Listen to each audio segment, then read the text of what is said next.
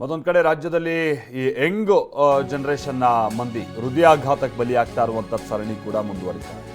ಮೈಸೂರಿನಲ್ಲಿ ಹಠಾತ್ ಹೃದಯಾಘಾತಕ್ಕೆ ಯುವಕನೋರ್ವ ಬಲಿಯಾಗಿದ್ದು ಚಾಮರಾಜ ಮೊಹಲ್ಲಾ ನಿವಾಸಿ ದರ್ಶನ್ ಚೌಧರಿ ಎಂಬಾತ. ನೋಡಿ, ಪ್ರಾಯ ಬಂದ್ಬಿಟ್ಟು 28 ವರ್ಷ. ಮೃತಪಟ್ಟಿದ್ದಾರೆ. ದೇವರಾಜ್ ಮೊಹಲ್ಲಾದಲ್ಲಿ ಬಣ್ಣದ ಅಂಗಡಿ ಇಟ್ಕೊಂಡಿದ್ರು ದರ್ಶನ್ ಅನ್ನೋದು ಗೊತ್ತಾಗ್ತಾ ಇದೆ.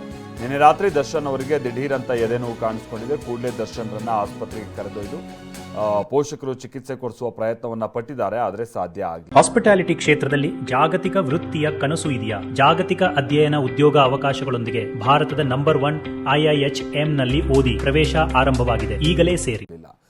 28 ವರ್ಷ ವಯಸ್ಸಿನ ಹುಡುಗ ಅನ್ನುವಂಥದ್ದು ಗೊತ್ತಾಗ್ತಾ ಇದೆ.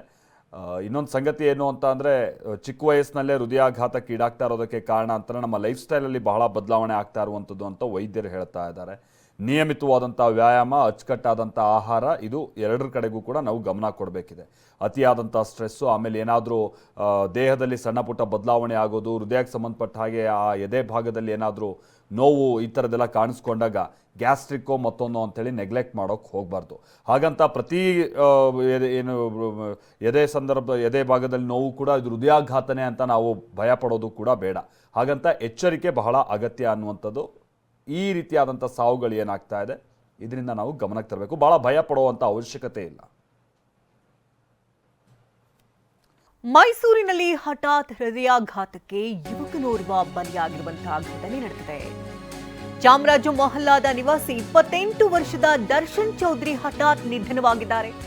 ದೇವರಾಜ ಮೊಹಲ್ಲಾದಲ್ಲಿ ಬಣ್ಣದ ಅಂಗಡಿಯನ್ನ ಇಟ್ಟಿದ್ದಂತಹ ದರ್ಶನ್ ನಿನ್ನೆ ರಾತ್ರಿಯಷ್ಟೇ ದರ್ಶನ್ಗೆ ದಿಢೀರ್ ಅಂತ ಎದೆನೋವು ಕಾಣಿಸಿಕೊಂಡಿದೆ. ಕೂಡಲೇ ದರ್ಶನನ್ನ ಆಸ್ಪತ್ರೆಗೆ ಕರೆದೊಯ್ತಾರೆ ಪೋಷಕರು. ಆದರೆ ಆಸ್ಪತ್ರೆಗೆ ಕರೆದೊಯ್ಯುವಂತ ಮಾರ್ಗ ಮಧ್ಯೆ ದರ್ಶನ್ ಸಾವನ್ನಪ್ಪಿದ್ದಾನೆ. ನೀವು ದೃಶ್ಯಗಳಲ್ಲಿ ನೋಡ್ತಾ ಇದ್ದೀರಿ, ಈತನೇ ದರ್ಶನ್. ಕೇವಲ 28 ವರ್ಷ ಅಷ್ಟೇ. ಮೈಸೂರಿನ ಚಾಮರಾಜ ಮೊಹಲ್ಲಾದ ನಿವಾಸಿಯಾಗಿದ್ರು.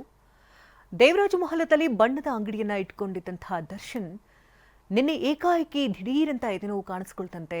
ತಕ್ಷಣವೇ ಇವರ ಪೋಷಕರು ಅವರನ್ನ ಆಸ್ಪತ್ರೆಗೆ ಕರೆದೊಯ್ಯುವಂತಹ ಪ್ರಯತ್ನಗಳೆಲ್ಲ ಆಗುತ್ತೆ.